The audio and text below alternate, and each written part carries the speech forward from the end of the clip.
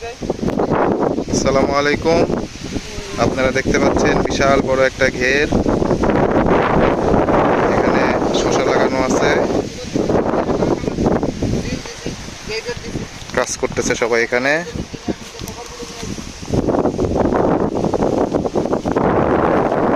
গাছগুলো চমৎকার।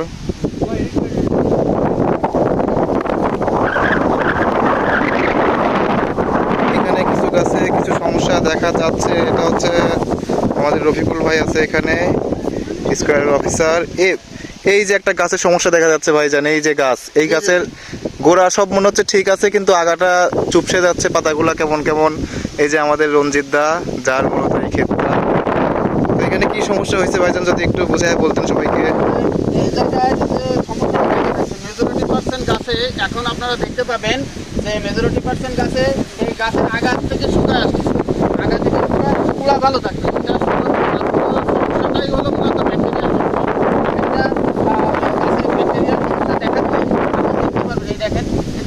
এই গাছের পাতাটাই দেখেন, এই পাতাটা মনে হচ্ছে যেন পুড়ে গেছে, হালকা ঝাপসা আকার করে পুড়ে যাচ্ছে। তখন আপনি মনে করবেন যে আমার এই গাছে অবশ্যই ব্যাকটেরিয়াল সমস্যা হয়েছে।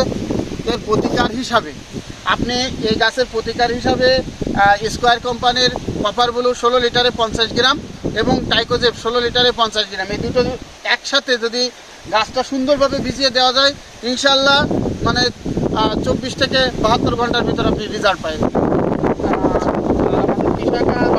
রঞ্জিতার কাছে আপনি শুনতে পারেন যে আসলে এই গাছে কী কী খাবার ব্যবহার করেছে।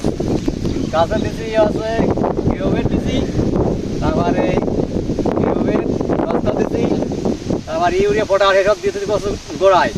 আর আর হচ্ছে স্প্রে করেছি গোবার ব্লু সিমিট আর গোল্ডা দিন, এর সাথে দিতেছি ওই 100 গ্রাম 2 টপ আর 2 মডিয়ারের সিমিট। সুন্দর, গাছগুলো চমৎকার। সেই হিসাবে আমি বলবো যে গাছের যে কোয়ালিটি এবং গাছে প্রচুর পরিমাণে ফুল আসছে, সেই হিসাবে আমরা চাচ্ছি যে পরাগায়নের জন্য আমরা একটা ওষুধ ব্যবহার করাবো, যাদেরকে আমরা গ্রিন লিফটা ব্যবহার করাবো পরাগায়নের জন্য। এখানে পুরুষ যে ফুলগুলো আছে এগুলো পরাগায়নে আমরা হাত পরাগায়ন না করে ওষুধে পরাগায়ন করতে পারি। আর সাথে সাথে বলবো যে এই যে রোগটা দেখা যাচ্ছে, এটা বেশিরভাগ সময় এই ধরনের রোগ দেখা যায়। আমরা রোদ হলে এই রোগটা ব্যবহার দেখা যায় যে হিট টেম্পারেচারে, মূলত হিট টেম্পারেচারে এই রোগটা বেশি দেখা যায়।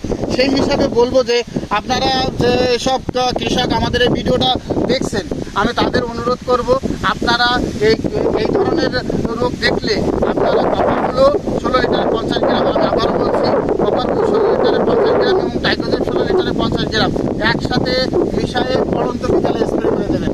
ধন্যবাদ সবাইকে। পাশাপাশি বলবো আমাদের এই চ্যানেলটাকে আপনারা যদি একটু উপকারিত হন এই ভিডিওগুলো দেখে, তাহলে চ্যানেলটাকে সাবস্ক্রাইব